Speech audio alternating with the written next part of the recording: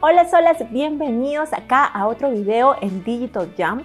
Y en este video lo que quiero es poder compartirte algo práctico, algo clave que tú puedas aplicar inmediatamente. Y así como este, hay muchísimos otros videos que estamos compartiendo contigo, así que si no te has suscrito, acuérdate de suscribirte ahora o síguenos en nuestra cuenta de Instagram en @InsideDigitalJump o visítanos a nuestra página web en insidedigitaljump.com. Pero bueno, el día de hoy vamos a hablar del poder de la comunidad. ¿Y quién más en poder compartirnos de qué tan clave ha sido en la jornada de emprendimiento que han tenido ellos como fundadores que Mario Amaro y Miles Montes, que son cofundadores de una startup que se llama DocSpace? Así que acompáñame y que nos cuenten de esto del poder de la comunidad y cómo es que realmente ha impactado en toda su experiencia como emprendedores. ¡Vamos!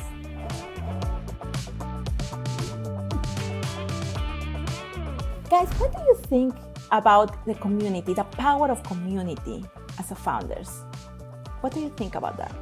But let's start with Mario. Mario, what do you think? How powerful is to have a community as a founder?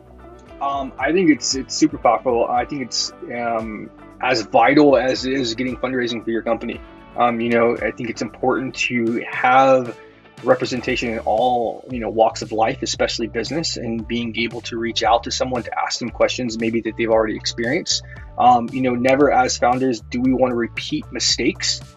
Speed is very important for our success, and so when you have access to a community, you can ask questions that those other people who may be ahead of you may be able to provide those answers and keep you from making similar mistakes that ultimately is going to allow you to be successful faster. So it's all about prevention. It's all about as well as just having the ability to communicate and vent. Therapy is important. So sometimes community can be that access to early entry to therapy, and so that's why I believe it's super powerful for founders. That's awesome. Miles, in your experience, do you think it was easy to find a community? And if it is, great, but if it's not, then what would you say to founders about how to find a community, but that community that really connects and helps you to drive to the next level? Yeah, I think community is also very powerful. I think it's also not very hard to find other Latino founders out here because there's not many of us.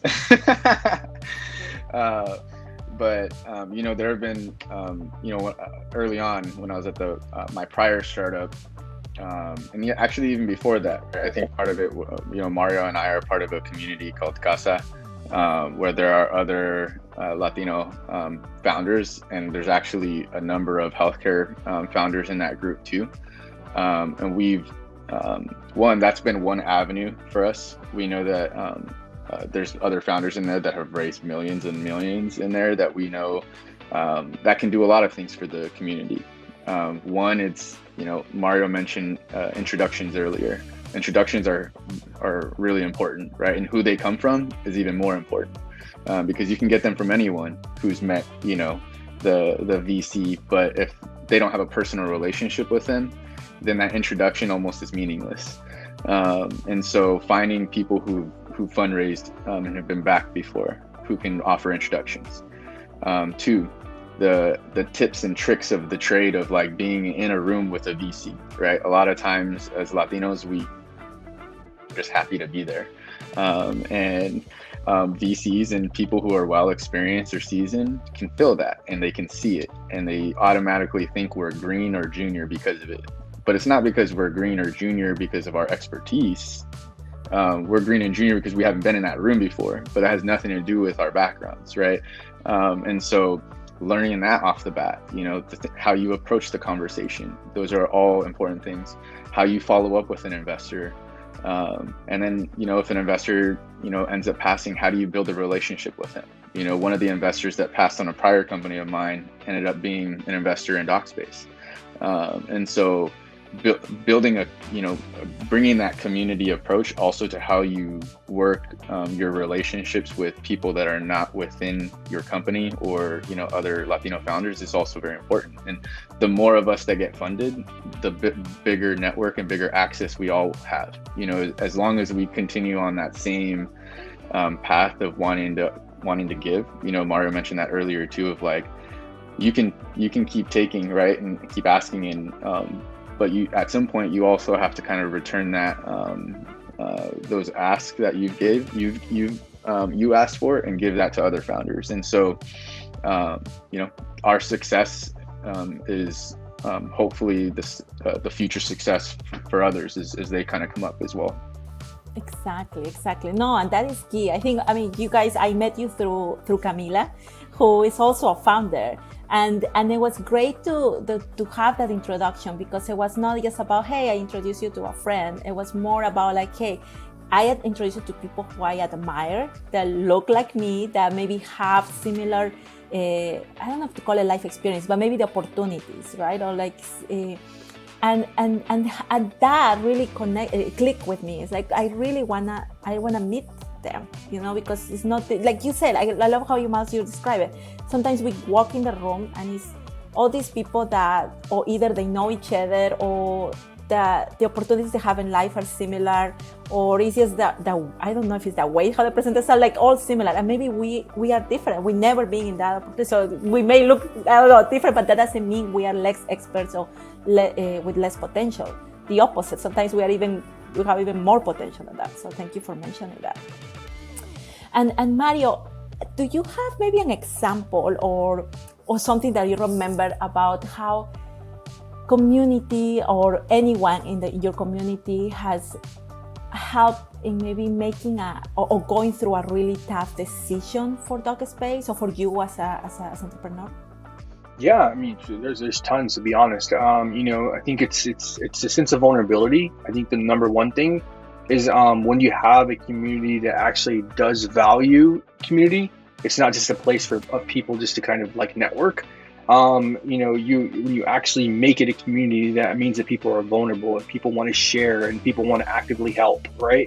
And then there's that give and take. So for me, I think one of the biggest things is like actually when Miles was coming on board, right? I did reach out to people. I did reach out to kind of give their insights. You know, how did you engage with Miles? Like, what was your relationship? Because he is in LA, I'm in Texas, right? And so we've never really had that face-to-face interaction that he had with others. So, you know, being able to kind of like, you know, do our own due diligence, you know, of other people who are in our community, I think it's important, right? Because if you show that sense of vulnerability, that sense of respect, that I do trust your opinion and value your opinion, people will give you the honest story, right? They won't give you what you want to hear, they'll give you the truth. And, you know, I think as family, we all know, like, you know, in our own families, you know, not everything is good, the feedback that you're given, right? And sometimes you gotta have to hear the hard truths. And I think that was a big thing for me to have access to, because one, Miles was part of CASA before he joined, and I was part of CASA. And so, you know, we did, you know, connect with other people offline just to make sure that, okay, you know, there is some mutual understanding that there is the right fit here. And it was a challenge, you know, it was a challenge for both him and I, because, you know, we both were assessing one another beyond, you know, our prior relationship, because there are different levels there. And so I think that was probably the most recent and most, you know, instrumental here when it came to community for my personal, you know, experience, but also for the business experience of DocSpace. You know, it's like having access to that community, I think, was a huge value add that probably would have never, you know, really happened without it. That's awesome. Awesome, guys. No, this is really valuable, even for me, to really remember the power of the community, that we cannot go that far if we try to do it alone. It's with, you know, it's with the support that we have with our people. And I'm so glad that you guys found a really community. And I'm really happy to be part of CASA as well. Thank you so much for letting me be part of it. So, thank you so much, guys. ¿Y qué tal? ¿Qué les pareció? Realmente, ¿tú has sentido que ya sabías de esto del poder de la comunidad? Y creo que mucha gente sabemos de cómo la comunidad puede apoyarnos y llevarnos al siguiente nivel, pero es realmente muy clave esto, lo que Mario y también Miles han comentado dentro de su experiencia y cómo está realmente impactando dentro de todo lo que ellos están desarrollando con DocSpace y la conexión que han tenido con la comunidad. Así que realmente espero que te haya gustado este video y así como estos, pues vamos a seguir compartiendo. Ya hemos compartido muchísimo más que espero que tú puedas realmente aprender o quizá recordar, que te ayude a recordarte y aplicarlo inmediatamente. Así que no te olvides suscribirte si es que no lo has hecho, o también síguenos en Instagram o enviándonos un mensajito en @InsideDigitalJump o en nuestra página web. Suscríbete porque realmente te estamos enviando cada semana información valiosa, tanto avisándote de que vienen estos episodios, estos videos o muchísimas otras sorpresas. Así que es www.insidedigitaljump.com. Así que muchísimas gracias por estar hoy día con nosotros y pues si es que quieres, por favor, compártelo con tus amigos, con unas personas que tú crees de que realmente esto les pueda ayudar. Así que no te olvides de poder seguirnos, que pues vienen muchísimas más sorpresas. Así que cuídate, chao, chao.